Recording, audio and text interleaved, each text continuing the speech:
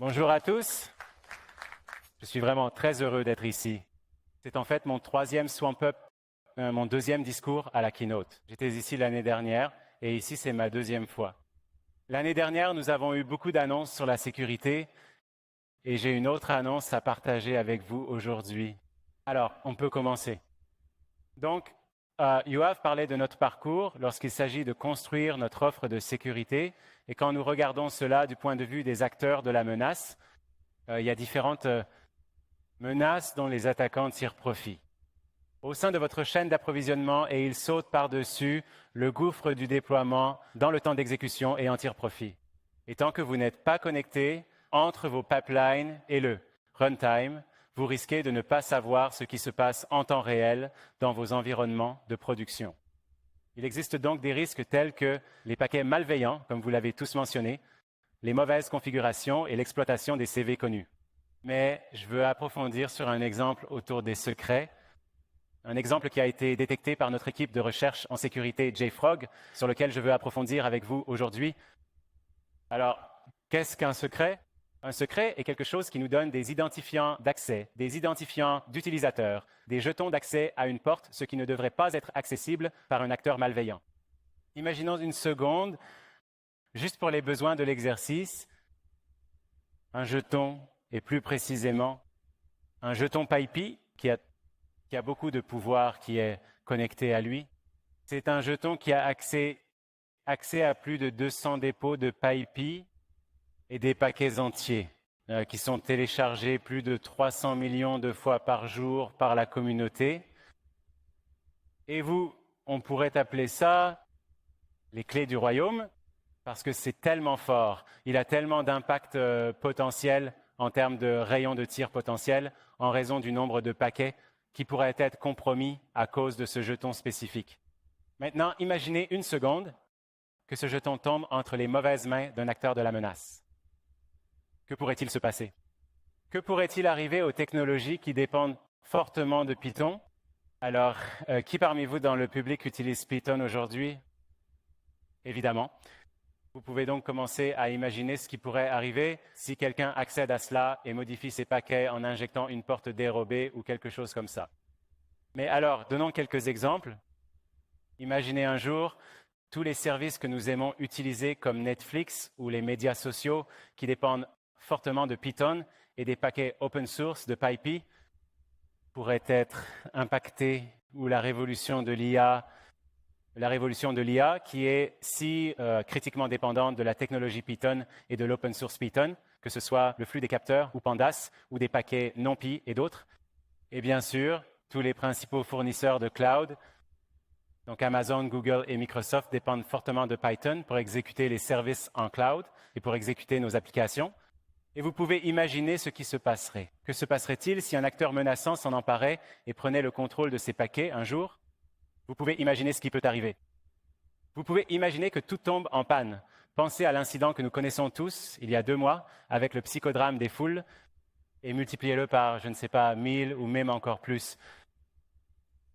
Ce n'est pas imaginaire, c'est vraiment arrivé. C'est arrivé parce qu'un mainteneur de Python a accidentellement ajouté son jeton, le jeton d'accès. Ils avaient accès à tous ces dépôts dans un fichier source dans leur projet. Ils ont ensuite construit ce fichier en un fichier PIC localement sur leur machine. Par la suite, ils ont fait ce qu'il fallait et ont supprimé le jeton de leur code source. Mais ils ont ensuite fait une grosse erreur en poussant ce fichier PIC directement dans le dépôt Docker Hub par Python, par PyPI. Alors, le fait que ce jeton a été exposé sur un dépôt public pendant environ plus d'1 an et demi, ce n'est pas imaginaire. Cela vous donne un exemple clair de la façon dont il est essentiel de scanner continuellement, de manière simple et efficace, votre code source. Et vos binaires, pour les vulnérabilités et les expositions telles que les secrets, la mauvaise configuration et d'autres.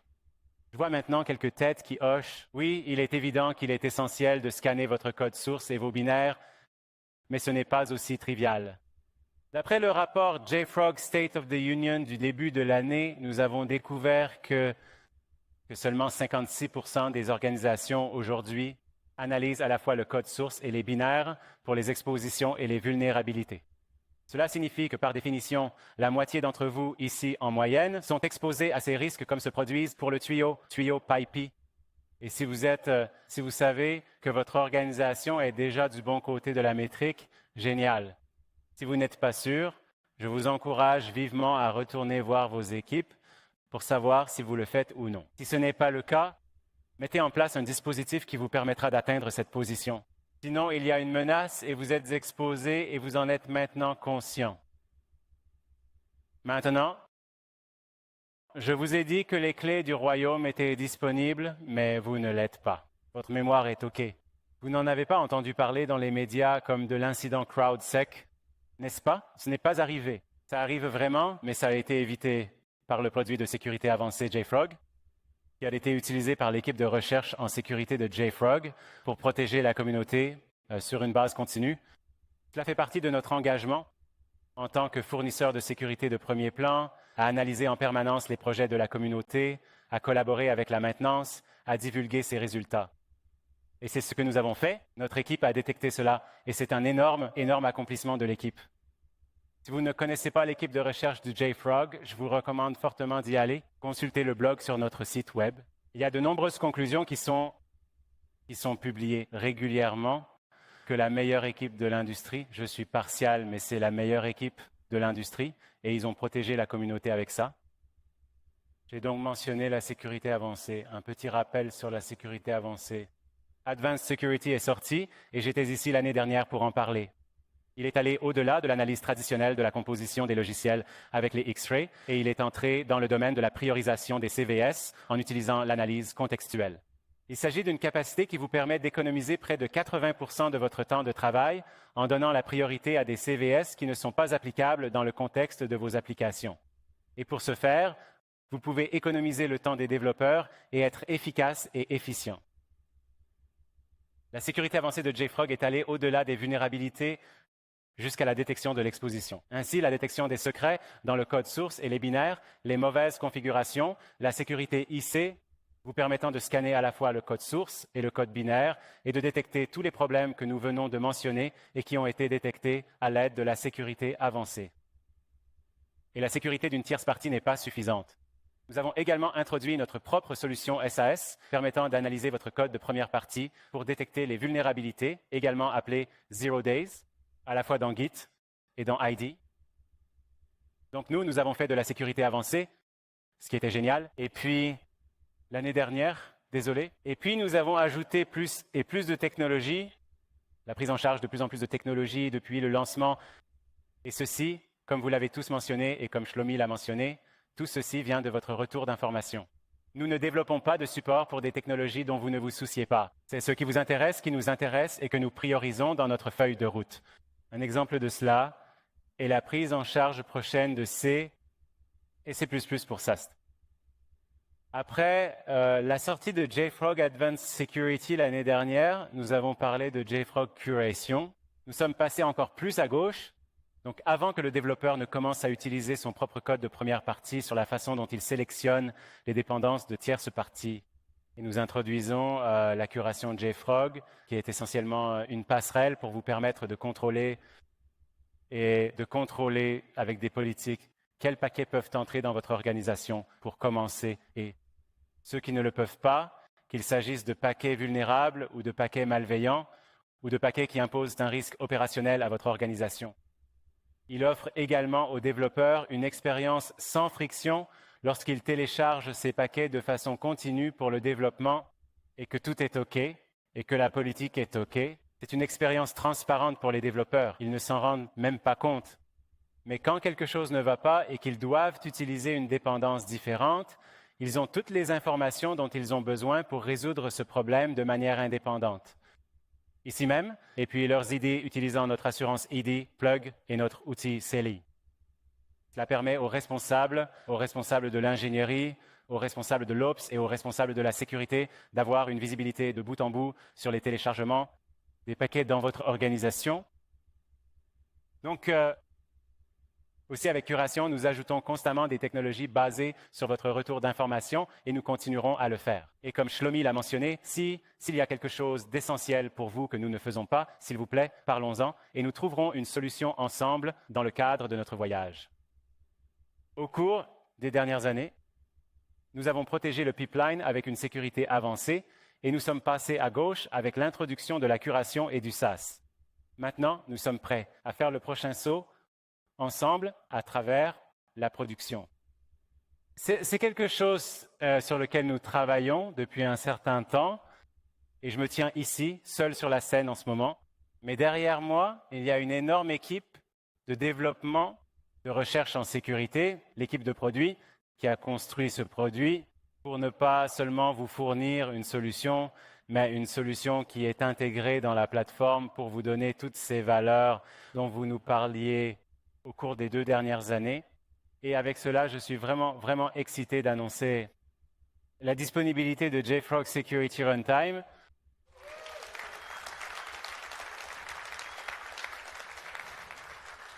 Alors, JFrog Security Runtime n'est donc pas une simple solution ponctuelle et elle est reliée à une plateforme. Quelles sont donc les valeurs incluses dans la sécurité ponctuelle? La première, il s'agit de vous donner une visibilité en temps réel de vos environnements ponctuels, des vulnérabilités qui sont en cours d'exécution, c'est évident. Mais il s'agit d'avoir une connexion entre la plateforme et Artifactory avec vos environnements de production pour vous permettre de vérifier l'intégrité de l'image, de vérifier que les images que vous construisez dans vos usines et que vous stockez dans Artifactory sont bien celles qui fonctionnent en production. Et donc, qu'il n'y a pas d'erreur ou de dysfonctionnement qui pourraient se produire. Mais plus important encore, il n'y a pas de type d'attaque de l'homme du milieu par des acteurs de la menace qui pourraient altérer vos images et ensuite les changer en production sans que vous le sachiez. Vous nous avez parlé de cette capacité. Comment pouvons-nous savoir que ce qui stocke les artefacts fonctionne en production? C'est le cas aujourd'hui. Le prochain point concerne la priorisation basée sur le contexte complet de runtime. La sécurité avancée a apporté à la table l'analyse contextuelle en regardant les CVS et s'ils sont applicables dans le contexte de votre application. Mais regardez les applications en cours d'exécution qui ont des critiques ou des CVS de haute sévérité qui sont applicables et qui fonctionnent en ce moment même en production dans votre exposition à la minute et pas seulement en théorie. Et pour en finir, il s'agit d'avoir une ligne bidirectionnelle entre vos différents pipelines et votre environnement de production. Vous voulez donc être en mesure de suivre vos images lorsqu'elles passent de votre pipeline à la production. Mais lorsque quelque chose ne va pas et que vous avez besoin de remonter jusqu'au développeur, en 1 minute, en 1 seconde, vous pouvez le faire avec le Runtime JFrog. Donc avec ça, je veux vous montrer une démo de la sécurité d'exécution. Désolé, avant de le faire, mes excuses. Alignons un peu la terminologie du runtime, car c'est la première fois que nous présentons ce type de produit. Nous sommes donc tous familiers avec les images de conteneurs que nous construisons dans nos usines. Mais lorsqu'elles sont déployées et en runtime, elles tournent sur des clusters Kubernetes, qui représentent un ensemble de nœuds qui exécutent des conteneurs, des applications. Chacun de ces nœuds est une machine physique ou le plus souvent une machine virtuelle qui exécute des workloads. Ils représentent des conteneurs ou des applications qui s'exécutent dans votre production et chacun d'entre eux ont des processus en eux qui représentent des instances exécutables. Lorsqu'il s'agit de votre architecture de déploiement, il y a 2 aspects à prendre en compte. Du côté de l'environnement de production, vous avez vos clusters ou à l'intérieur de ceux-ci, les nœuds et la plateforme JFrog que vous connaissez et qui vous est très familière et que vous aimez bien sûr, ont les services Artifactory, X-Ray et d'autres services. Il y a maintenant un nouveau service appelé le service Runtime. Maintenant, pour se connecter entre votre plateforme JFrog et vos environnements de production, la première chose à faire est de configurer nos contrôleurs. Les contrôleurs sont basés sur des clusters et vous donnent une visibilité totale sur les différentes charges de travail qui s'exécutent sur vos clusters. Et dans certains cas, vous voulez avoir une analyse plus approfondie de votre environnement runtime. Si c'est le cas, vous pouvez également déployer nos capteurs runtime sur chacun de vos nœuds qui vous donnent une visibilité complète au niveau du processus dans vos environnements runtime.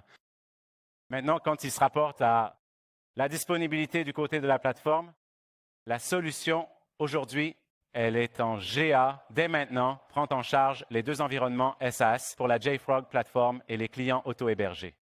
Et quand il s'agit de l'environnement de production, il prend en charge à la fois Kubernetes auto-hébergé et bien sûr les principaux fournisseurs de cloud, Amazon, Google et Microsoft.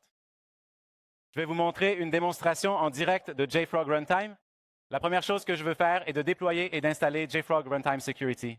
Donc, dans le produit, dans la gestion des capteurs, je vais aller de l'avant et cliquer sur Installer le temps d'exécution. Et maintenant, pour continuer, je vais nommer mon cluster de production qui me donne un script facile que je peux rapidement copier dans le terminal en cours d'exécution.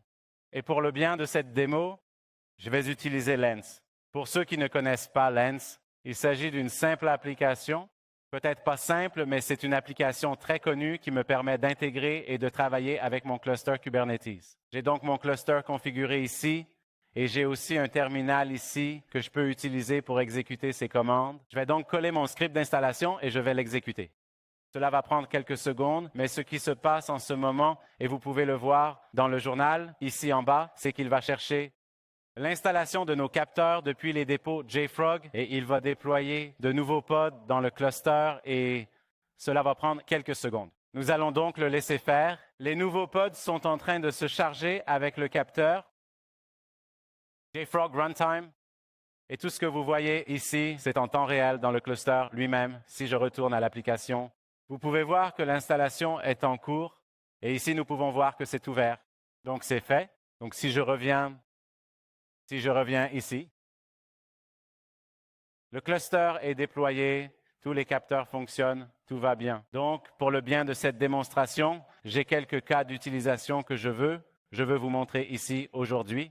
La première chose que je vais faire est d'aller dans la vue des artefacts dans Artifactory, dont je suis sûr que beaucoup d'entre vous sont familiers. Donc, dans le dépôt local Docker en production, nous avons quelques applications ici. Tout ce qui commence par le vert est une image de première partie ou des applications que nous développons nous-mêmes. Vous pouvez voir que nous avons un appétit ici dans l'équipe, un burrito vert, des pizzas vertes et des tacos verts. Nous avons également une image tierce appelée Measurement Calc que nous utilisons et qui provient d'un fournisseur tiers qui nous aide. Vous savez calculer les différentes mesures dont nous avons besoin lorsque nous construisons nos pizzas et nos burritos. Le premier cas d'utilisation réelle que je veux vous présenter est quelque chose que vous connaissez tous. Je viens de recevoir un appel de mon fournisseur tiers qui me dit que la version qu'il nous a envoyée la semaine dernière a un bug de régression de performance. Et si nous ne l'utilisons pas, tant mieux. Mais si vous l'utilisez déjà en production, veuillez la démonter et utiliser la version précédente. Donc, si je me plonge dans cette version maintenant, vous pouvez voir que nous avons deux versions, 1.0.2 qui est la version défectueuse avec un bug de régression et 1.0.1 qui est la version qu'il nous recommande d'utiliser. Donc, la première chose que je peux faire est de cliquer sur cette image et d'ajouter cette bibliothèque clignotante intéressante qui dit « Show in Runtime ». Et cela clignote parce que cette image est en cours d'exécution. Si je clique dessus, cela va nous amener à l'évaluation en direct qui est l'UX du produit de JFrog Runtime Security. Donc, avant de plonger dans ce que nous avons ici, je sais que c'est un nouvel écran et que c'est une nouvelle interface utilisateur. Je veux vous donner un aperçu rapide de ce que nous voyons ici en commençant par le haut. La première chose est que JFrog Runtime vous permet de voir les données qui affluent de vos environnements en temps réel, en temps unique, à travers 3 dimensions différentes. Vous pouvez voir les images, le code et les processus en cours d'exécution. Il y a quelques filtres rapides qui vous permettent de filtrer les différents risques. L'un d'entre eux concerne les paquets malveillants. Si vous avez une image qui s'exécute avec un paquet malveillant, vous voulez le savoir, vous voulez le filtrer et le résoudre. Si vous avez des images fonctionnant avec CV Critical CVS qui sont applicables dans le contexte de l'exécution, si vous avez une évaluation de l'intégrité que j'aborderai dans quelques minutes, ou si vous avez des images qui arrivent d'un registre non fiable, ce qui signifie qu'elles n'arrivent pas d'Artifactory et que vous ne les connaissez pas, et d'où viennent-elles? Ici, en bas, nous pouvons voir que nous avons cette charge de travail fonctionnant avec l'application, Measurement Calc, et qu'elle fonctionne en production. Si je reviens à la vue de l'image, je peux voir que la version 102 est en cours d'exécution. C'est donc la version défectueuse avec le bug de régression. Et la première chose que nous devons faire est de résoudre ce problème immédiatement. J'ai donc quelques scripts prêts à l'emploi juste pour le bien de la démo. Mais la seule chose que je vais faire maintenant est que je vais exécuter un script qui me permet de revenir à la version précédente. La version précédente est la version 1.0.1. Donc, je vais exécuter le script. Vous pouvez voir que une seconde, vous pouvez voir que les pods, certains pods sont terminés, de nouveaux pods sont en train de monter. Maintenant, si j'enlève ce filtre, vous pouvez voir que c'est tout. Nous avons donc résolu le premier problème. Cette version 102 défectueuse ne fonctionne plus en production et le problème a été remédié ici et là. Alors, maintenant, je veux revenir au workload, à l'image de vous. Et nous avons quelques autres risques et quelques autres cas d'utilisation réels que je veux vous présenter. La première chose est que nous voyons ici cette image. Pizza Verte, comme je l'ai mentionné, c'est une image de première partie que nous développons. Et nous pouvons voir qu'il y a deux versions de celle-ci fonctionnant en production en ce moment. L'un d'entre eux utilise une très ancienne version 8.1.0, 8.1.0 qui contient des CVS critiques, applicables dès maintenant. Et nous avons une meilleure version 11.1.4 qui a beaucoup moins de CVS, ce qui est important. Mais plus important encore, n'a pas de CVS applicable en ce moment, en cours d'exécution. Je ne sais donc pas pourquoi cela s'est produit, mais je veux atteindre le propriétaire pour leur dire de corriger cela immédiatement parce que c'est inacceptable et nous devrions remédier ce risque. Donc, ce que je peux faire, c'est approfondir cette image spécifique A10. J'ai toutes les informations sur les vulnérabilités de l'image. Si je veux, je peux plonger dans un CV et avoir toutes les informations sur ce CV. C'est exactement la même expérience utilisateur que celle que nous avons avec X-Ray dans notre assurance ID Plug. Tout est alimenté par les données du catalogue JFrog sur l'ensemble de la plateforme. Et ce que je peux voir ici, sur le côté gauche, quelques informations sur l'image elle-même. Et cette information est tirée d'Artifactory, de la plateforme JFrog. Ici, le propriétaire de l'image est moi-même. J'ai fait cette erreur et je dois la résoudre. Et par chance, ceci a été déployé par Asaf. C'est mon manager.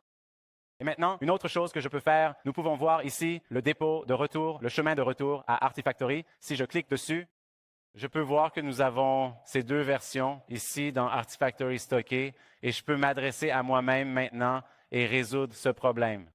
Je vais donc créer un script pour mettre à jour l'ancienne version vers la nouvelle. Nous avons des workloads qui ne fonctionnent qu'avec ça. Je vais donc retourner à Lens et encore une fois, j'ai le script ici à portée de main. Donc, ça va être très rapide en général. Donc, ouais, on peut voir ça. Oui, c'est fait. Donc, si je retourne au runtime,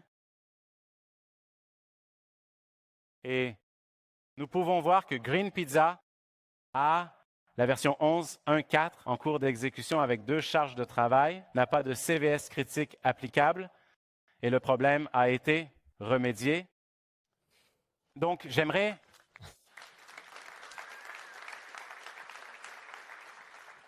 donc vous faire part de quelques autres cas d'utilisation dans la vie réelle. Vous pouvez voir cette effrayante Black Hat en ce moment même ici. Il dit que l'image Green Burrito que je vais retirer a une violation d'intégrité. J'ai mis cela en place auparavant, mais un rappel, qu'est-ce que la violation de l'intégrité?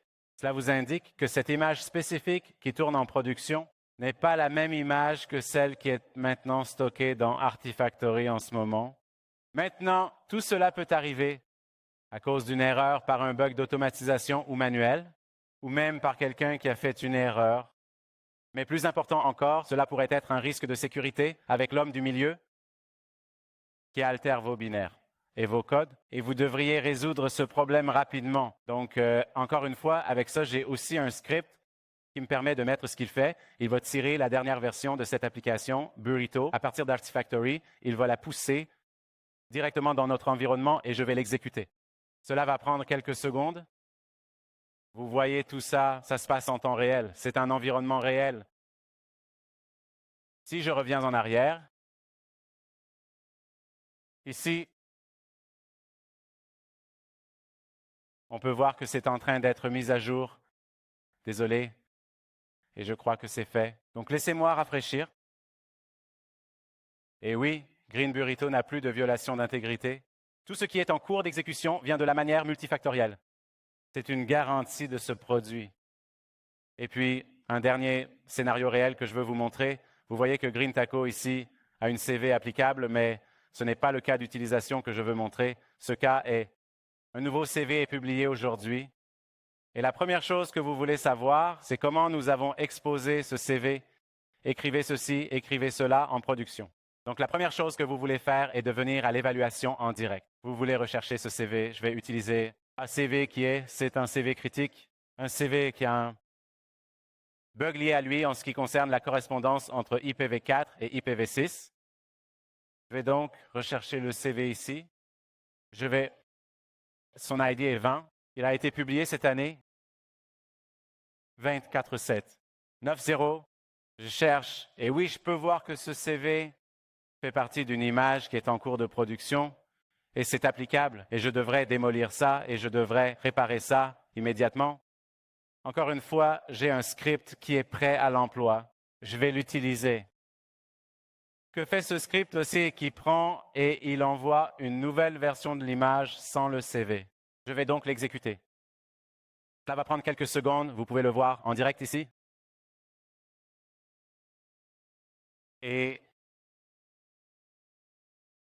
yep, c'est fait. Si j'actualise cette requête, vous pouvez constater que ce filtre avec l'option CVID ne signale maintenant plus de résultats. Si je supprime ce filtre, vous pouvez voir que Green Burrito a été mis à jour vers une version qui n'a pas de CVS applicable et, plus important encore, qui n'a pas le CV qui nous intéressait au départ. Sur ce, je voudrais maintenant revenir à ma présentation. Donc, il s'agissait d'une démonstration de JFrog Runtime. Il est maintenant disponible en viabilité générale pour que vous puissiez l'essayer et le tester. Et l'un des aspects clés que je veux partager ici est que nous utilisons déjà JFrog Runtime.